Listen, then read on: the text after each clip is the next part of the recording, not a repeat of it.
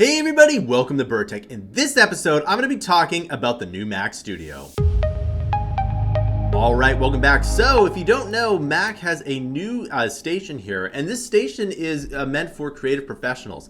Now, one of the things Apple has received a lot of criticism in the past is that it doesn't cater towards the creative professionals that it once did.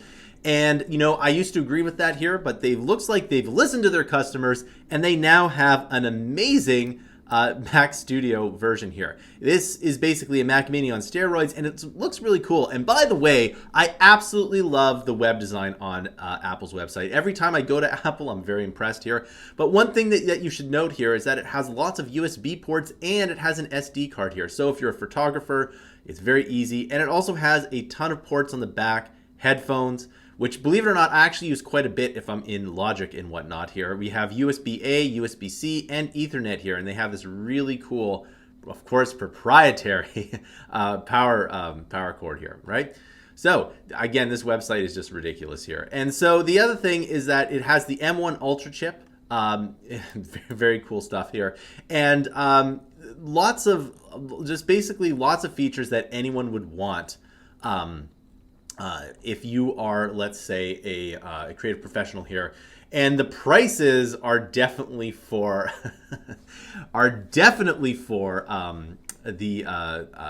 for people that are basically making money with it. So the base price here is $199, and then the upgraded one is about $4,000 here.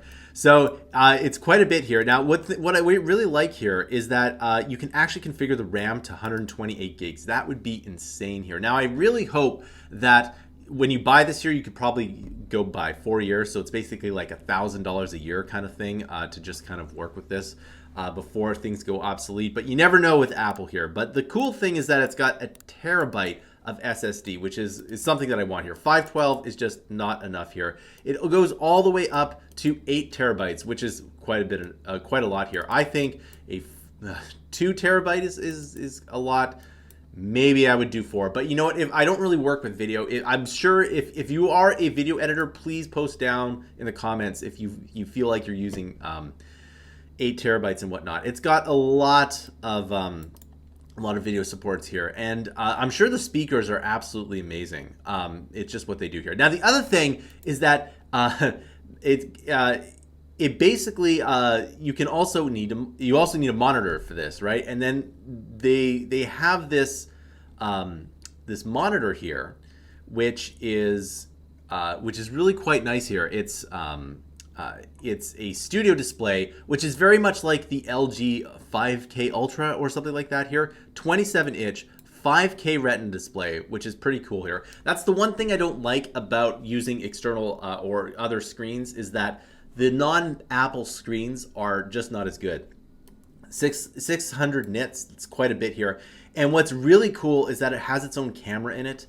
And that's something that I really like, but it does have its own camera here, and I believe it's HD, and it should be. And it has its own processor in it, which is actually probably a topic for a whole other video here. But it's also got speakers, so you probably have a really good, if you have this screen with the Mac Studio, you probably have a really good speaker setup here. And you also have a bunch of USB as well here. So very, very cool stuff here. And if we go to the buy here, you can see that there are, well, it's basically $15.99 here. So even if you wanted to get the base model here, you're looking at about $4,000 after taxes, or it could be $6,000 for whatever it is. Now, that's a lot of money. Now, do you need this? The question you really have to ask yourself is, are you using your computer every day? Because if you're using your computer every day, it is a worthwhile investment here. However,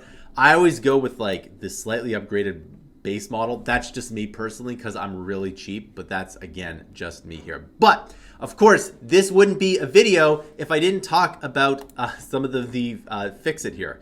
And so here's the problem here. Now, in another article, it said that you wouldn't be able to upgrade everything, and it's a software issue. And this is the issue, again, with Apple's right to repair. And I really hope that does go through, because I should be able to buy the base model here and upgrade it if I want to. But the thing is that, of course, they could do things that would make it more easy to repair and more easy to upgrade.